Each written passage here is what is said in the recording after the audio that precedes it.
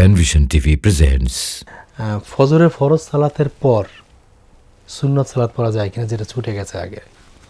জি প্রিয় ভাই, যেই দিনের ফজরের সালাত আপনি অবশ্যই তো সুন্নত, ফজরের অত্যন্ত গুরুত্বপূর্ণ সুন্নত, বেতেরের পরেই ফজরের সুন্নতকে গুরুত্ব দেওয়া হয়। ফরজের পরে স্থান দেওয়া হয়েছে। জি।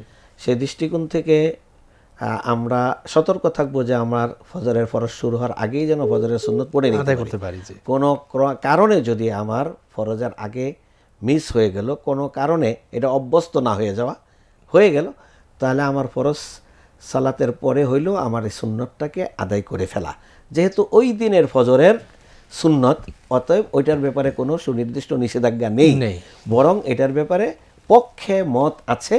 ওই জন্য এটা আমরা আদায় করে নিতে পারবো এবং আদায় করে নিব ইনশাআল্লাহ, জায়েজ আছে। জি, ধন্যবাদ।